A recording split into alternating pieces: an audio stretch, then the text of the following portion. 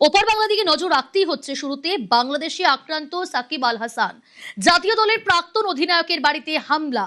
কারা হামলা চালালো, কি কারণে হামলা? মাগুরায় সাকিবের বাড়িতে ভাঙচুর, বোমাবাজির অভিযোগ। আরো বিস্তারিত জানার চেষ্টা করব। প্রতিনিধি সান্নিক রয়েছে আমার সঙ্গে। সান্নিক, কারা হামলা চালালো, কখন এই হামলা চালানো হয়? ককটেল নিক্ষেপ হচ্ছে। আসবো সান্নিক, তোমাদের আগে ছবিটা একটু দেখাই দর্শকদের। ছবি আপনারা দেখছেন মাগুরায় জাতীয় দলের প্রাক্তন অধিনায়কের বাড়িতে হামলা। সাকিব আল হাসান, তার বাড়িতেই হামলার অভিযোগ। আওয়ামী লীগের সাকিব আল হাসানের বাসায় হামলা, সাকিব আল হাসানের বাসায় হামলা, ককটেল নিক্ষেপ হচ্ছে। আগুন ধরিয়ে দিয়েছে দুষ্কৃতকারীরা।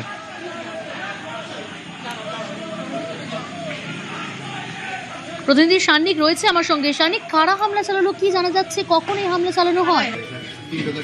দেখো, কিছুক্ষণ আগে এই ঘটনা ঘটেছে বলে জানতে পারা যাচ্ছে। অর্থাৎ যে সাংবাদিক বৈঠক আজকে শেখ হাসিনা নয়াদিল্লি থেকে করলেন, সেই সাংবাদিক বৈঠকের পরেই আমরা দেখেছি সেই সাংবাদিক বৈঠকে সাকিব আল হাসান তিনিও ভার্চুয়ালি যোগ দিয়েছিলেন। তিনি শ্রীলঙ্কা থেকে সেই সাংবাদিক বৈঠকে যোগ দিয়েছিলেন বলে জানা যাচ্ছিল।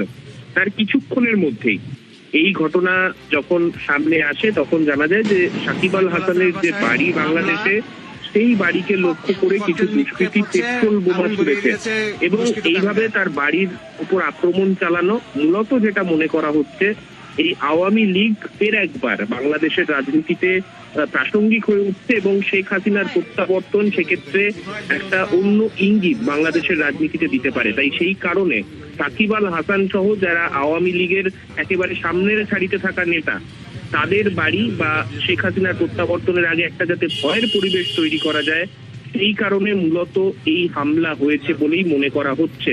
তবে দুষ্কৃতীরা কারা, তাদের চিহ্নিতকরণের কাজ পুলিশ ইতিমধ্যেই শুরু করেছে। তবে কি ব্যবস্থা গ্রহণ পুলিশ করে, কেননা এখন সেখানে নির্বাচিত সরকার রয়েছে, তাই কি ব্যবস্থা গ্রহণ পুলিশ করে সেই দিকে আমাদেরও নজর থাকবে। সানিক, এ বিষয়ে জানা যাচ্ছে যখন হামলা চালানো হয় তখন বাড়ির ভেতরে কেউ ছিলেন কিনা? দেখো, সাকিব আল হাসান তিনি নিজে ছিলেন না বলেই জানতে পারা যাচ্ছে, কেননা তিনি আজকে শ্রীলঙ্কায় রয়েছেন। তিনি শ্রীলঙ্কা থেকেই আজকে এই ভার্চুয়াল সাংবাদিক বৈঠকে তিনি যোগ দেন। তবে তার বাড়িতে তার পরিজনেরা ছিলেন এমনটাই কিন্তু এখনো পর্যন্ত খবর। তবে কেউ আহত বা কেউ আক্রান্ত হয়েছেন বলে জানা যায়নি, কেউ আহত সেই অর্থে হননি। তবে বাড়ির বাইরে যে ধরনের তাণ্ডব চালানো হলো তাতে কিন্তু স্বাভাবিকভাবেই প্রশ্ন উঠছে, নিরাপত্তা নিয়ে প্রশ্ন উঠছে। কেননা সাকিব আল হাসান শুধুমাত্র তো একজন রাজনৈতিক ব্যক্তিত্ব নন, তিনি বাংলাদেশ ক্রিকেটের জন্য তার অবদান অনস্বীকার্য।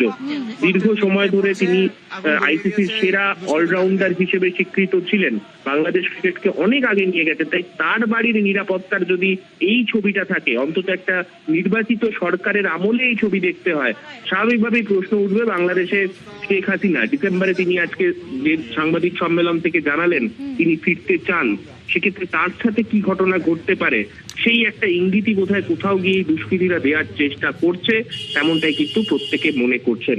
ওকে, নজর থাকুক সামনে। বেশ,